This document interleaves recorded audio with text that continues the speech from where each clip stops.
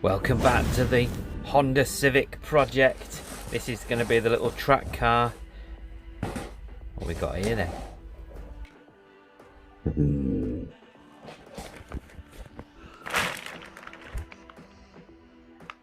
China's finest.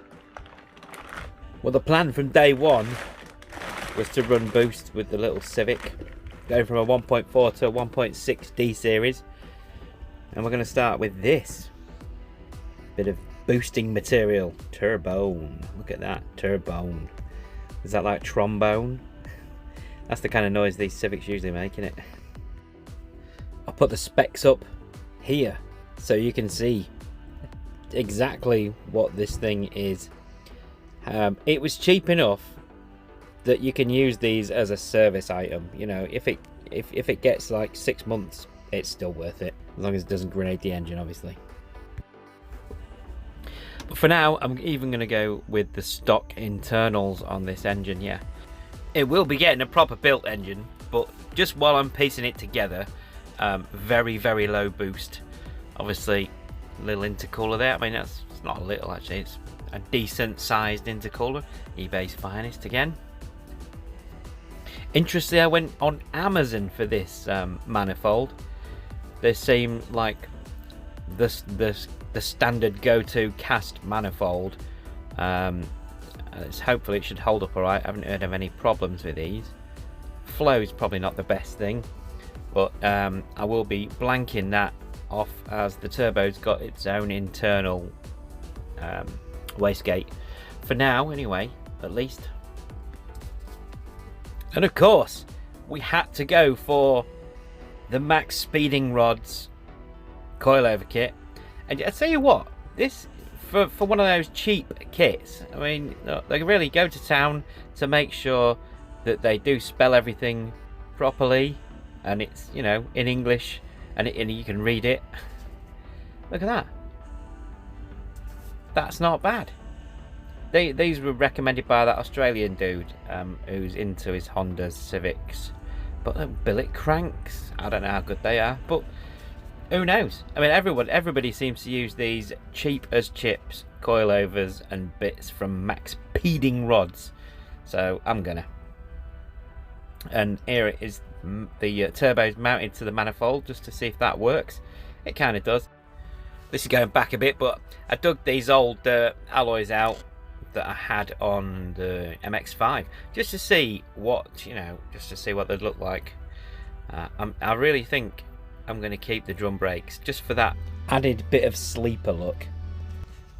Yeah, they're considerably wider. I mean, I can't even remember what size they are, but it looks alright, doesn't it? But this is my Forza vision for the car. I just love white wheels. I think they're the case. But yeah, something like that. That's what I'm aiming for. Anyway, back to the current bodywork situation.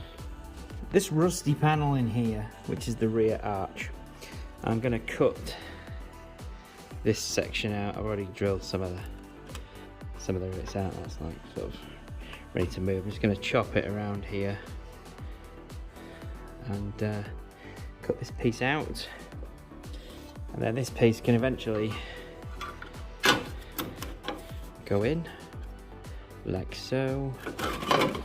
And I might have to chop some of this because that's not very strong either behind. I already got this kind of section already in there, but I'm going to take that off that because I don't want that a dent in there.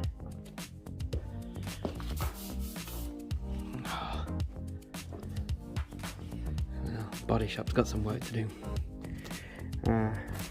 So I'm just going to chop this out here and try and keep this piece in anyway. I don't really want to go any further than that because that's alright.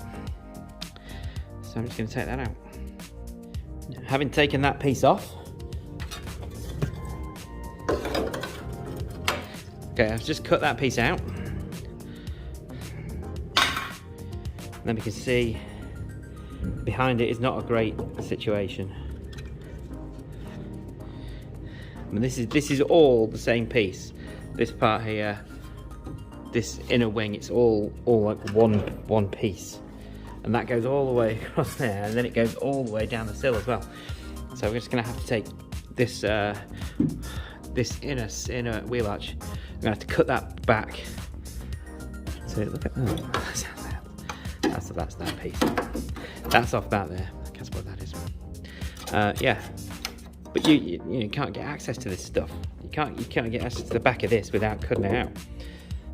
So I'm going to trim down this line and replace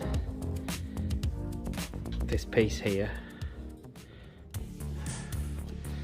Luckily, up under there is okay. Luckily. I say luckily, I don't know. But that's a bit of an odd shape and difficult, so yeah. I might even keep this piece in here and just trim that down. Oh, it nearly fits that. Almost on that line. Yeah, I might do that. That replaces that bit. I'm just gonna get this seam out here. I'm gonna cut that off up there. Is that what I'm gonna do? Is that what I'm gonna do? Technically, I could just trim that off as well. Just not bother with this fiddly bit, because that's okay. Yeah, I'm gonna do that. That makes things a lot easier. It's only got that bit cut out of it because I ended up using it for something else, somewhere else. Okay, so just a little bit of cleaning up, trimming this off, get that done. And the rusty bit departed. Off it goes.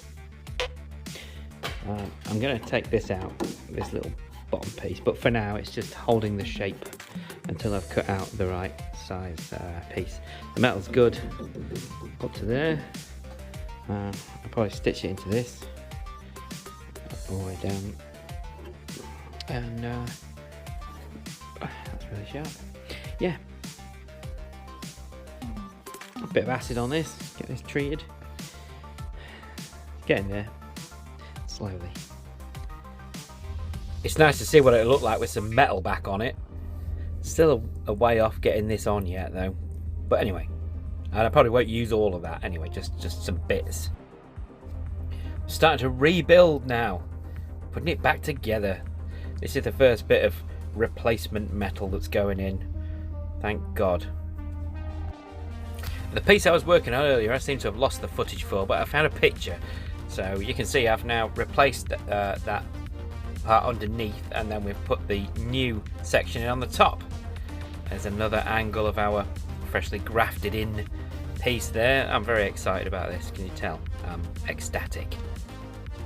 Now you can almost see from this picture there's a sill being built here. Now I've got to move on to an exciting part of the build. This is a cardboard box, yes, but it does say Tegiwa on it. So that's nice. But what was in the box? Yes, this is a Honda S300 built into a reconditioned P28 ECU. Yes, this was probably the most expensive part of the build. Cost more than the car, but you know, it's about time we had some decent fueling on one of the projects. So this is fully tunable and will do everything we want it to do, and it'll run a B series if we need to. And here is like a jumper cable that will allow it to plug into the standard wiring loom. Before I sign off again, I just need to have another look at this. This is what I'm aiming for, and even with about 250 horsepower it'll be pretty rapid as a little thing, but then we can only go upwards from there. So come back next time when I'm doing some more of the same.